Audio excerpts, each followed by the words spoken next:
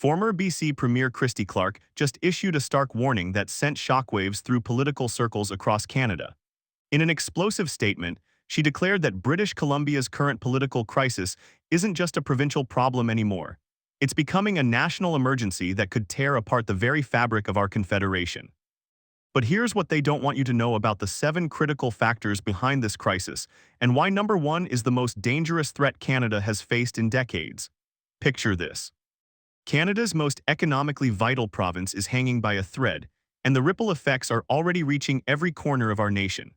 While most Canadians are focused on federal politics in Ottawa, a political earthquake has been brewing on the West Coast that threatens to reshape our entire country's future.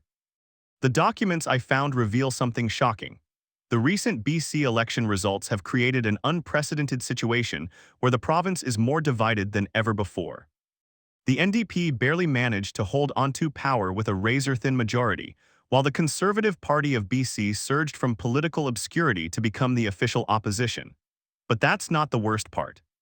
What happens next will surprise you. This isn't just about left versus right politics anymore. The real reason behind this political upheaval goes much deeper than most people realize. We're witnessing the emergence of 2 completely different visions for Canada's future, and British Columbia has become the battleground where this fight will be decided. Here's what the mainstream media won't tell you about Factor 7, the complete collapse of the traditional BC Liberal Party. For over 2 decades, this centrist coalition held the province together, bridging the gap between federal Liberals and Conservatives.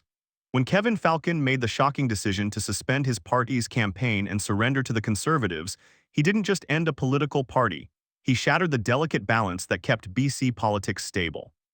The documents I uncovered show that this collapse has created a political vacuum that's being filled by more extreme voices on both sides. Moderates have been pushed out, compromise has become impossible, and the center ground that Christy once occupied has completely disappeared. But wait until you see how Factor 6 is already affecting your daily life. The housing crisis that's gripping BC isn't just a provincial issue, it's becoming a national catastrophe. With average home prices in BC reaching nearly $1 million, we're seeing an exodus of young professionals and families to other provinces. This brain drain is devastating BC's economy and putting enormous pressure on housing markets in Alberta, Ontario, and even the Maritime provinces. What they don't want you to know is that this migration pattern is creating political instability across the country. When BC residents move to other provinces, they bring their political preferences with them, potentially shifting the electoral balance in key federal ridings. The real consequence? Canada's federal election map could be completely redrawn based on where displaced British Columbians choose to relocate. Factor 5 reveals the hidden crisis that's been brewing beneath the surface, the complete breakdown of federal-provincial relations. David Eby's NDP government has been forced to distance itself from Justin Trudeau's Liberals as BC voters express frustration with federal policies. At the same time, John Rusted's Conservatives are promising to wage war against Ottawa on everything from carbon pricing to immigration policy. This number will blow your mind. If BC and the federal government end up in prolonged conflicts over jurisdiction and policy, it could cost the Canadian economy over $50 billion in lost productivity and investment. We're already seeing early warning signs as businesses postpone major projects and investors look elsewhere for opportunities. The 4th factor threatens to destroy Canada's environmental leadership on the world stage.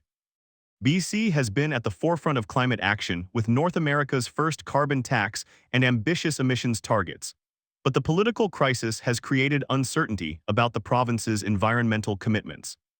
Rusted has openly questioned the value of fighting climate change, while even Eby has been forced to promise the elimination of consumer carbon pricing to win votes.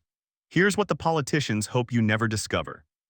This environmental policy uncertainty isn't just about BC. The province generates enough clean hydroelectric power to supply much of Western Canada, and its forests are crucial for national carbon sequestration goals. If BC retreats from environmental leadership, Canada's entire climate strategy could collapse like a house of cards. Factor 3 exposes the international implications that no one is talking about. British Columbia is Canada's gateway to Asia-Pacific trade, handling billions of dollars in commerce through Vancouver's ports. The political instability is making international partners nervous about Canada's reliability as a trading partner. China, Japan, and South Korea are already exploring alternative routes for their North American trade.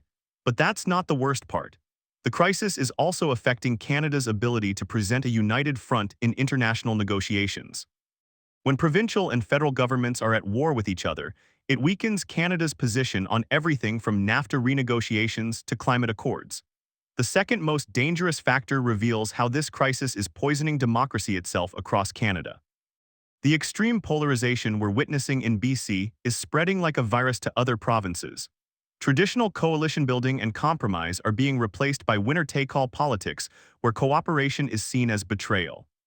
What happens next will surprise you.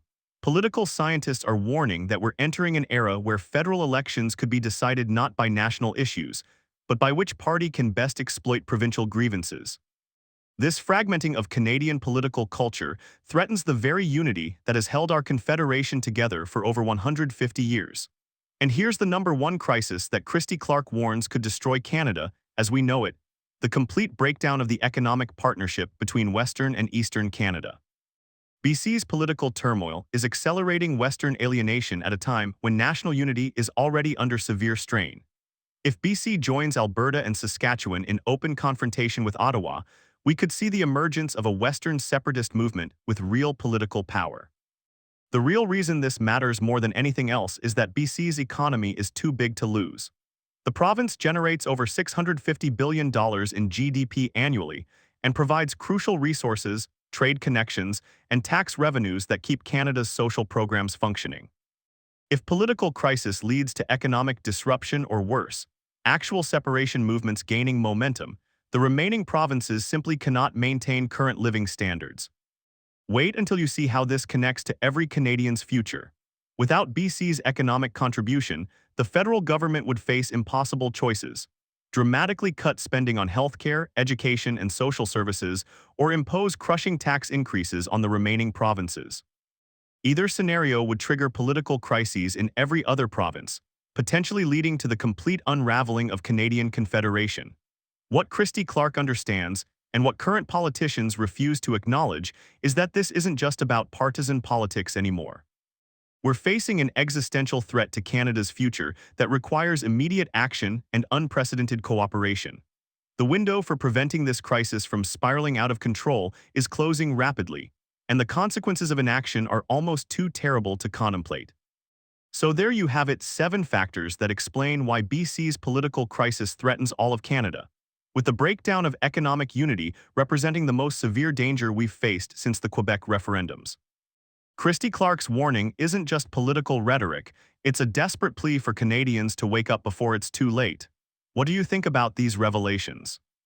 Are we really on the brink of a national crisis, or can Canada find a way through this political storm? Let us know your thoughts in the comments below, and tell us which of these 7 factors concerns you most about our country's future. If you found this analysis eye-opening, make sure to like this video and subscribe for more in-depth coverage of the political forces reshaping Canada. Click the bell icon to get notified when we release our next investigation into the hidden crises that mainstream media won't cover.